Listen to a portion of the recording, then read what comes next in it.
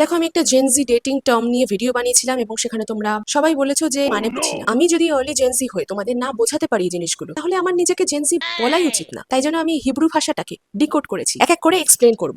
চলো প্রথমে বোঝাই ন্যানোশিপ। ন্যানো মানে কি? ছোট। যেটা তুমি ছোট ভাবছো সেটা নয়। ন্যানোশিপ মানে হচ্ছে এত ছোট সম্পর্কটা কোনো একদিকে এগোচ্ছে, এই জিনিসটা আমি আমার বেস্ট ফ্রেন্ডকে টেক্সট করতে যাব। আমি একজনের সাথে কথা বলছি কিন্তু আমি জানি না আমি কোন দিকে এগোচ্ছি, জানিস তো? আমার মনে হচ্ছে কিছু হচ্ছে, আবার কিছু হচ্ছে না। এত কিছু এক্সপ্লেন করার আগেই সম্পর্কটা শেষ হয়ে গেল। এটাকে বলে ন্যানোশিপ। তারপরে আসে এই মুহূর্তের সব থেকে পপুলার ওয়ার্ড, সিচুয়েশনশিপ। এটা হচ্ছে বন্ধুত্বের চেয়ে কিছুটা বেশি, কমিটমেন্টের চেয়ে কম। পুরো জিনিসটা জুড়ে বিভ্রান্তি। তোমার জীবনেও যেমন কোনো কিছু ঠিক নেই, এই সম্পর্কেও কোনো কিছু ঠিক নেই। যখন তখন যে কোনো মুহূর্তে উইদাউট এক্সপ্লেনেশন শেষ হয়ে যেতে পারে। এরপরে আসে টকিং স্টেজ। এখানে প্রত্যেকদিন একে অপরজনের সাথে ফ্লার্ট করে, কিন্তু দুজনেই ভান করছে যেন কিছুই হয়নি। এটা খুবই নর্মাল কনভারসেশন, এরকম সবার সাথেই করা যায়। এরপর হচ্ছে ব্রেড ক্রাম্বিং। কাউকে শুধু ধরে রাখার জন্য সামান্য একটু মনোযোগ ছড়ানো। ওই ধরো দুপুরে একটু টেক্সট করলাম, আবার মাঝরাতে একটু টেক্সট করলাম, ওই একটু উস্কে দিলাম আর কি, যাতে একদম ব্লক করে না চলে যায়। তখন আমার মনে মনে কিছু কিছু মনে হবে, অপর দিকের মানুষটার মনেও যেন একটু ঝলকানি দিতে পারি। এরপরে আসে ঘোস্টিং। ওই মাঝে মাঝে যেমন ইন্টারভিউ দেওয়ার পরে তোমার কাছে আর কোনো মেল আসে না, এটাও সেরকম, কোনো ব্যাখ্যা ছাড়াই হঠাৎ করে অদৃশ্য হয়ে যাওয়া, এটাকেই বলে ঘোস্টিং। এরপরে আসে জম্বিং। ওই যে যেরকম ছেলেরা করে 3-4 মাস পর হঠাৎ করে উদয় হয়ে এসে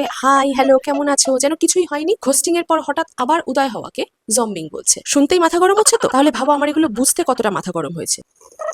এনিওয়েজ মুভিং অন। এরপরে আসে অরবিটিং। এখানে দুজন দুজনের স্টোরি দেখে, কিন্তু স্টোরি দেখে কখনো কেউ কাউকে মেসেজ করে না। সোশ্যাল মিডিয়ায় ইঙ্গিত করে পোস্ট করব, কিন্তু পার্টনারকে অফিসিয়ালি লঞ্চ করব না। No no no no no. বয়ফ্রেন্ডের পেছন দেখিয়ে যে ছবিগুলো বা সেলফিগুলো পোস্ট করে, ওটাই হচ্ছে সফট লঞ্চ। আর এটারই অপোজিট হচ্ছে হার্ড লঞ্চ। এটার মানে হচ্ছে অফিসিয়ালি পার্টনারকে পোস্ট করা। এরপরে আসে বেঞ্চিং। বেঞ্চিং মানে হচ্ছে ব্যাকআপ অপশন হিসেবে রেখে দেওয়া। ওই যে আগেকার দিনে যেরকম অপশন থাকতো না, যে ব্রেকআপ হলেই মানুষ বেস্ট ফ্রেন্ডের কাছে চলে যায়, ওটাকেই জেনজি ল্যাঙ্গুয়েজে বেঞ্চিং বলে। তারপরে আসে লাভ বম্বিং। শুরুতে অতিরিক্ত ভালোবাসা দেখা আর তারপরে দূরত্ব হতে থাকে। এটাকে আলাদা করে নাম দেওয়ার কি দরকার ছিল আমি জানি না, কারণ সব ছেলেই তো একই কাজ করে। ধরো তুমি একটা প্যারাগ্রাফ লিখে একজনকে পাঠালে, আর তার বদলে সে লিখলো ওকে বা হুম, ওটাই ড্রাই টেক্সটিং। এরপরে আসে পকেটিং, মানে পার্টনারকে বন্ধু বান্ধব বা পরিবারের কাছ থেকে লুকিয়ে রাখা। এটা স্কুল আর কলেজ লাইফে সবাই করে, এটা নতুন কিছু না।